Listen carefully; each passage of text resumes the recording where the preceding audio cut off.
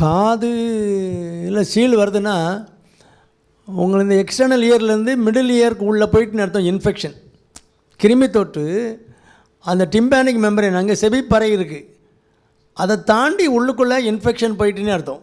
அது middle year area. அங்கே தான் உங்களுக்கு என்னது அந்த பொசிஷனிங் அப்பேரட்டஸ் இருக்குது. உங்கள் பொசிஷன் உணர்த்தக்கூடிய அப்பேரட்டஸ் கருவியெல்லாம் அங்கே தான் வச்சுருக்காங்க, ஃபிட் பண்ணியிருக்காங்க. அப்போ இது சீல் வரைஞ்சிக்கிட்டே இருக்கும்போது அதெல்லாம் பாதிக்கும்ல. அதெல்லாம் புண்ணுக்குள்ளே மாட்டி அது ஒரு மாதிரி உறைஞ்சி போகலாம். அதில் ஏதாவது நமக்கு ஒரு ஜாமான் தண்ணிக்குள்ளே இருந்ததுன்னா துரு பிடிச்சி போகுதில்ல, அது மாதிரி தானே.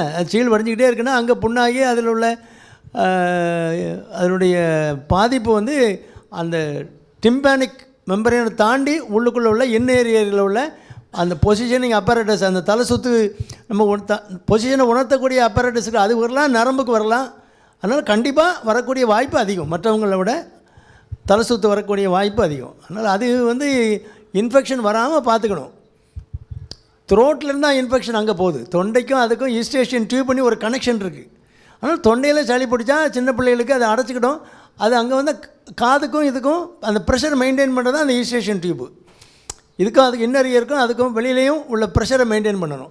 அப்போ இன்னர் இயர் உள்ளே அடைக்கும் போது என்னாகும், இந்த உள்ளே உள்ள ப்ரெஷர் வேறு, வெளியில் உள்ள ப்ரெஷர் வேறு. அப்போ டிம்பானிக் மெம்பரேன் உடலை செவிப்பறை இருக்குது, அது பயங்கர வலிக்கும். காது குத்துதுங்கிறாங்களே சின்ன பிள்ளைகள். அதே மாதிரி உள்ளுக்குள்ளே சலம் கட்டினாலும் அது உடஞ்சி வெளியில் வரும் வரைக்கும் பயங்கரமாக குத்தெடுக்கும். சலம் வச்ச குத்தெடுத்தால் எப்படி இருக்கும் அந்த மாதிரி இருக்கும். நைட்டு முழுசும் நைட்டு குழந்தை தூங்கவே இல்லைன்னா உள்ளுக்குள்ளே இன்னர் இயரில் ப்ராப்ளம் இருக்குன்னு அர்த்தம். அதனால் அப்படின்னா ஆன்டிபயோட்டிக் ஹையராக போட்டு நல்ல ஆன்டிபயோட்டிக் போட்டு கரெக்டான கோர்ஸ் கொடுத்து இன்ஃபெக்ஷனை கிளியர் பண்ணணும். நீங்கள் சொன்ன மாதிரி காதில் சீல் வடிகிற பிள்ளைகளுக்கு அல்லது பெரியவங்களுக்கு நீர் அடிக்கடி வர்றவங்களுக்கு தலை சுற்று வரக்கூடிய வாய்ப்பு அதிகம்.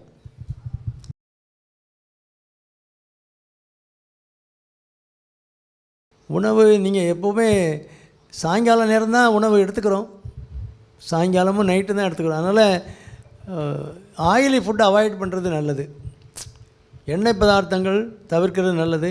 நோன்பு திறக்கும்போது ஃப்ரூட்ஸ் நிறைய எடுத்துக்கணும். ஃப்ரூட்ஸு, கூல் ட்ரிங்க்ஸ் குடிக்காதீங்க, ஃப்ரூட்ஸ் எடுத்துங்க. நிறைய கூல் ட்ரிங்க்ஸை சாப்பிட்டுட்டு எல்லாம் தொண்டை வலி காய்ச்சல் இதே வேலையாக போச்சு. கூல் ட்ரிங்க்ஸ் எல்லாமே ஹைலி அசிடிக் நேச்சரு, எல்லாம் ஸ்டமக்கையும் தொந்தரவு பண்ணணும். நீங்கள் சாதாரண நேரமே குடிக்கக்கூடாது. ஒரு ஃபாஸ்டிங் இருக்கும்போது கூல்ட்ரிங்க்ஸ் குடிக்கவே கூடாது. அதனால் வேறு இளநீ குடிக்கலாம், இளநீ பழங்கள் அல்லது பழங்கள் நீங்கள் ஃப்ரெஷ் ஜூஸாக எடுத்து குடிக்கலாம் நோன்பு திறக்கும்போது. மறுபடியும் பேரிச்சம்பழங்கள் எல்லா பழமும் எடுத்துக்கலாம்.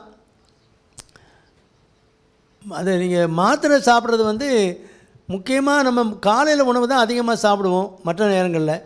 இப்போ வந்து இரவு உணவு தான் முக்கியமாக இருக்கிறதுனால சாயங்காலம் நோன்பு திறக்கும்போது முக்கியமான மாத்திரையை போட்டுக்கணும், சுகருக்குரிய மாத்திரையை.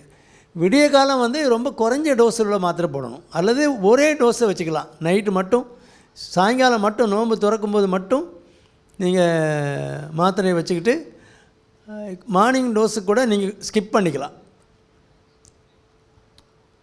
லைட்டான டயட்டு எடுக்கணும். நல்லா முதல்ல நல்ல நோன்பு வைக்க முன்னாலே நல்ல தண்ணி நிறைய குடிச்சிக்குங்க. சுகர் கண்ட்ரோலாக இருக்கவங்க தான் நோன்பு வைக்கணும், அது முக்கியம். அன்கண்ட்ரோல்டாக இருக்குது, 3 வேளை இன்சுலின் போட்டுட்ருக்கோம் அல்லது 2 வேளை இன்சுலின் வேறு மாத்திரைகள் எல்லாம் போட்டும் கண்ட்ரோல் கஷ்டமாக தான் இருக்குது. அப்படிங்கிற பட்சத்தில் வந்து உங்களுக்கெல்லாம் நோன்பு கிடையாது. நீங்கள் விதிவிலக்கானவங்க, நீங்கள் வந்து நோயாளிகள், சர்க்கரை நோயாளிகள் ஆயிடுறீங்க. ஒரு சர்க்கரை அதிகமாக உள்ளவங்க எண்ணெலாம் கணக்கில் எடுக்க முடியாது, சர்க்கரை நோயாளிகள். உங்களுக்கு சுகர் கண்ட்ரோல் முக்கியம். இந்த 1 மாதம் கண்ட்ரோல் போச்சுன்னா உங்களுக்கு அந்த காம்ப்ளிகேஷன் எல்லாமே பெர்சன்டேஜ் வைஸ் கூடிரும். மைக்ரோவாஸ்குலர் காம்ப்ளிகேஷன், கண், கிட்னி அந்த பாதிப்பு வர்றதெல்லாம் எங்கே போயிடும், 20% 30% கூடிரும். அதனால் அந்த மாதிரி ரிஸ்க் எடுத்து வைக்கணும்னு நோன்பு எங்கேயுமே சொல்லலை. நல்லா இருக்கவங்க நோன்பு கடைப்பிடிக்கிறது ஒரு கடமை. நோயாளிகளாக இருக்கவங்க வந்து கடைப்பிடிக்க வேண்டிய அவசியம் இல்லை. சிம்பிளாக சுகர் உள்ளவங்க சாயங்காலம் டயட்டு முக்கியமாக இருக்கிறதுனால முக்கியமான மாத்திரை சாயங்காலம் உங்கள் மருத்துவருடைய ஆலோசனைப்படி நீங்கள் என்ன மாத்திரை போடுறீங்களோ அதை சாயங்காலத்துக்கு மாற்றிக்கிட்டு காலையில் மினிமம் டோஸு அல்லது ஸ்கிப் பண்ணுற மாதிரி அல்லது ரொம்ப எஃபெக்ட் குறைஞ்ச மாத்திரையை காலையில் போட்டுக்கலாம்.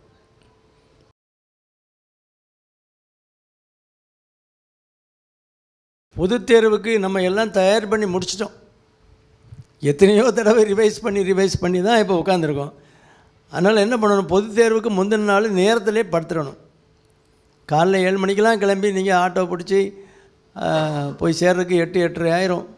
உங்கள் சென்டருக்கு போகிறதுக்கு அங்கே ஆல் டிக்கெட் செக் பண்ணி உட்கார வைக்கிறதுக்கு அந்த 9 மணிக்கெலாம் பரீட்சை ஆரம்பிக்கும் இல்லையா? அதனால் இன்றைக்கு நைட்டு ஒன்றும் படிக்கணும்னு அவசியமே இல்லை. அப்படியே ரெஃப்ரெஷ் பண்ணுங்கள். கடை பார்த்துட்டு 10 மணிக்கு முன்னால் படுத்துடணும். படுத்து ஃப்ரெஷ்ஷாக போனீங்கன்னா எடுத்த உடனே உங்களுக்கு தெரிஞ்ச கொஸ்டின்லாம் அப்படியே கடன்னு எழுதிடலாம். தெரியாத கொஸ்டின் கொஞ்சம் பின்னால் தள்ளிடுங்க. அவ்வளோதான். உங்கள் இம்ப்ரெஷன் வந்து ஃபஸ்ட் இம்ப்ரெஷன் வந்து பெஸ்ட் இம்ப்ரெஷன். தெரிஞ்ச கேள்விகளை கடன்னு வரிசையாக ரொம்ப ஸ்பீடாக எழுதுங்க. ஏன்னா டைம் பின்னால் நீங்கள் யோசித்து எழுத வேண்டிய கொஸ்டின் 1-2 இருக்கும். அதுக்கு டைம் கொடுக்கணும். இது யோசிக்காமலே எப்போதும் நீங்கள் எழுதின ஆன்சராக இருக்கும். அதெல்லாம் கடன்னு எழுதணும். அப்போ ஃப்ரெஷ்ஷாக இருக்கணும். இன்றைக்கி ஒன்றும் குழப்பத்துக்கு படித்தது போதும். இனி ரிவைஸ் பண்ணி டைமை லேட்டாக நீங்கள் படுத்து காலையில் எழும்போது உங்களுக்கு நீங்கள் அங்கே உட்காந்துருப்பீங்க, யோசிப்பீங்க, அந்த ஃப்ளோ வராது. அதனால் நல்லா ரெஸ்ட் எடுங்க. எல்லாம் நல்லபடியாக தான் நடக்கும். என்ன மார்க் வருதோ அந்த மார்க்கை வச்சு நம்ம அடுத்தடுத்து போகிறதுக்கு எங்கேயோ படித்தரங்கள்லாம் இருக்குது. அதனால் ஒன்றும் கவலைப்படாதீங்க, யாரை பற்றியும் கவலைப்படாதீங்க. அந்த ஹெல்த்து நீங்கள் ஃபீவர் அது இதெல்லாம் இருக்கவங்க வந்து இன்றைக்கி நைட்டே பார்த்துருங்க, என்ன பண்ணணுங்கிற டாக்டர் ஒப்பீனியன் வாங்கிட்டு. இப்போ என்கிட்டலாம் ஒரு தம்பி ஒரே வாமிட்டிங், மஞ்சக்காமல் இருக்குது, என்ன பண்ணுறது, ஒன்றுமே 3 நாளாக ஒன்றும் சாப்பிடலைனாங்க. அப்போ நேற்று முன்னாலே பார்த்துருக்கலாம். இன்றைக்கி தான் கண்டுபிடிச்சி வந்தாங்க. அப்போ இப்போ நைட்டு ஒரு குளுக்கோஸ் போட்டுட்டு காலையில் 6 மணிக்கு வந்து குளுக்கோஸ் போட்டு உங்களை 7 மணிக்கு ரிலீவ் பண்ணிடுறேன், நீங்கள் 7:30க்கு ஆட்டோவில் ஏற்றி விட்டுருங்கன்னு சொல்லியிருக்கேன். ஃபிட்டாக உட்காரணும், 3 hours உட்காரணும். அதனால் ஹெல்த்தை கவனிச்சிக்கங்க.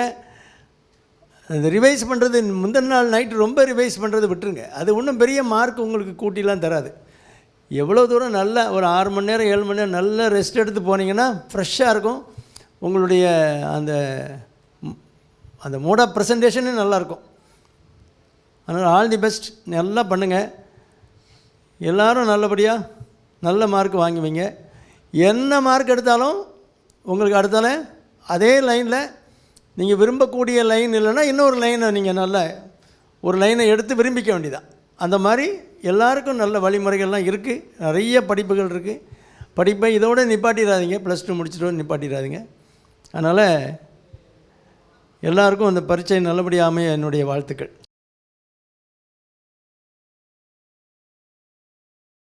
கோடை காலத்தில் கூடுமான வரைக்கும் ஒரு 11 மணிக்கு மேலே வெயிலில் எங்கேயாவது அவசியமாக போகணுன்னா மட்டும் போங்க. ரொம்ப வெயிலில் போய் உடம்பை கெடுத்துக்க வேண்டாம். போன கோடையிலையும் கொடை பிடிக்கிறத பற்றி ஒன்றும் தப்பே கிடையாது. வெயில் ரொம்ப அடிக்குன்னா நீங்கள் வெயிலே நிற்க வேண்டியிருக்குன்னா ஒரு கொடையை வச்சுக்கிட்டா நல்லது தான். அந்த டைரெக்டாக உங்களுக்கு சன்லைட் உங்களை பாதிக்காது.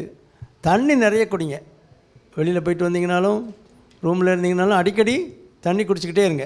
அது ஹெல்த்துக்கு நல்லது. யூரின் அவுட்புட்டும் நல்லா இருந்தால் தான் ஸ்டோன் உள்ளவங்க ப்ராப்ளம் வராது. இல்லைனா ஸ்டோன் உள்ளவங்களுக்கு அது கூட கொஞ்சம் டெபாசிட் ஆகும். இல்லைனா ஸ்டோன் பெயின் வரும். ஸ்டோன் யூரினரி இன்ஃபெக்ஷன் அதெல்லாம் நீங்கள் நல்லா தண்ணி குடிச்சிங்கனாலே ப்ரிவென்ட் பண்ணிடலாம். இளநீ தான் குடிக்கணும்னு அவசியமே கிடையாது. இளநீ கிடைச்சா குடிங்க, அதனால் ஒன்றும் பிரச்சனை இல்லை. சுகர் பேஷண்ட்டுமே ஒரு இளநீ குடிக்கலாம், டெய்லி ஒரு இளநீ குடிச்சிக்கலாம். அதில் பொட்டாசியம் இருக்குது, உடம்புக்கு நல்லது. அதனால் ஒரு இளநீ தண்ணி குடிக்கப்பட்டு தப்பே கிடையாது. அந்த இன்டர்வெல்லில் இடைவேளை உணவுக்கு காஃபி டீ குடிக்க போல இளநீ குடிச்சிக்கலாம். பழங்கள் நிறைய எடுங்க. Fruits different varieties of fruits எடுத்துக்கோங்க. அதுவும் டயபெட்டிக் பேஷண்ட்டுமே எடுத்துக்கலாம். ஒரு 100 கிராம் பழம் வந்து காலையிலையும் சாயந்தரம் 2 வேளை பழங்கள் எடுத்துக்கலாம். ஃப்ரூட்ஸு, வெஜிடபிள்ஸு, பிளண்ட்டி ஆஃப் வாட்ரு, ரொம்ப வெயில் தவிர்க்கிறது, இவ்வளோ பக்குவம் இருந்தாலே போதும். ரொம்ப டார்க் கலர் ஷர்ட்டு போட்டுட்டு வெளியில் போகாதீங்க. வெயிலில் ஹீட் அப்சார்ப் ஆகும். வெள்ளை கலர் போடுறது, காட்டன் ட்ரெஸ் போடுறது நல்லது.